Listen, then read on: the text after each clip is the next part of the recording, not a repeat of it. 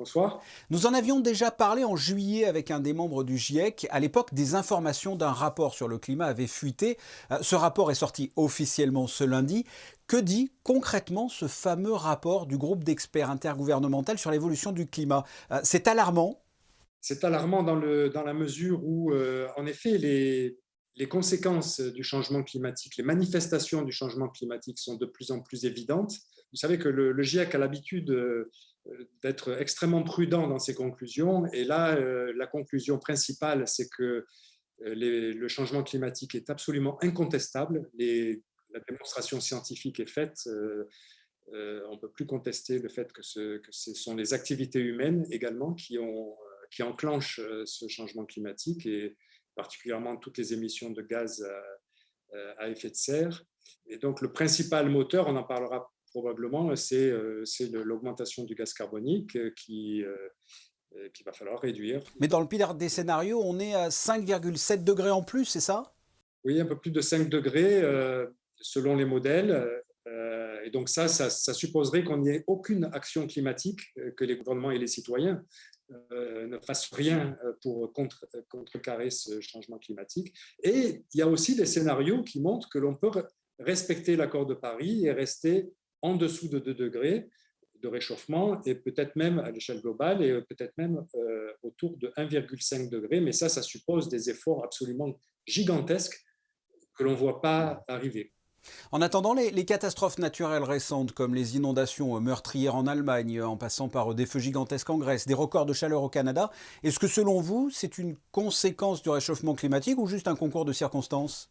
C'est indéniablement le changement climatique contribue pour une large part à la plupart de ces manifestations.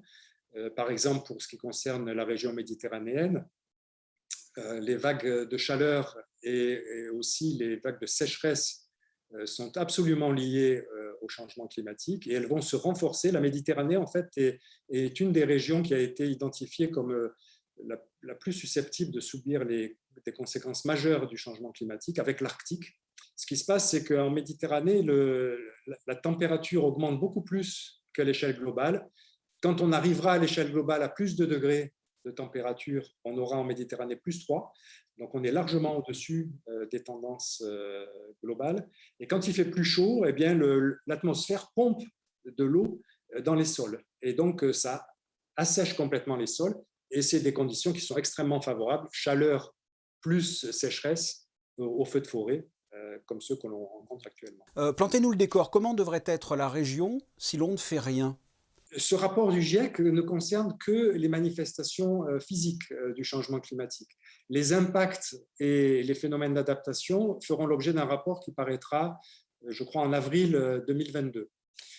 Cela dit, les rapports précédents montrent clairement le fait que la biodiversité est affectée, les feux de forêt se renforcent. Moi, je suis océanographe, on voit les populations de poissons qui se déplacent.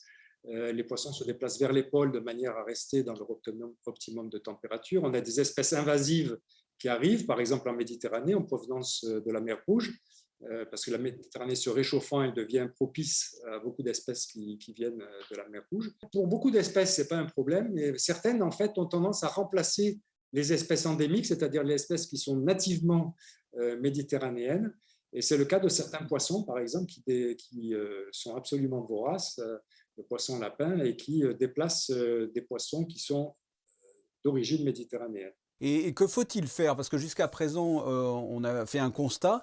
Quelles sont les solutions? Qu'est-ce que les États doivent faire avant qu'il ne soit trop tard? Alors, il n'y a pas que les États qui doivent agir.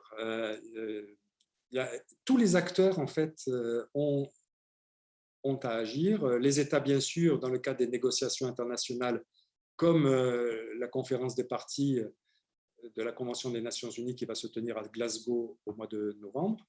Et c'est au cours de ces négociations qu'on met en place des accords internationaux sur la réduction des émissions de gaz à effet de serre.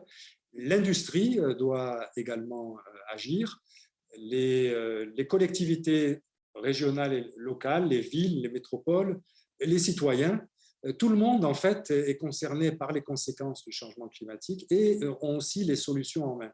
Alors les solutions, c'est la réduction des gaz à effet de serre, donc il faut faire cette transition énergétique le plus rapidement possible.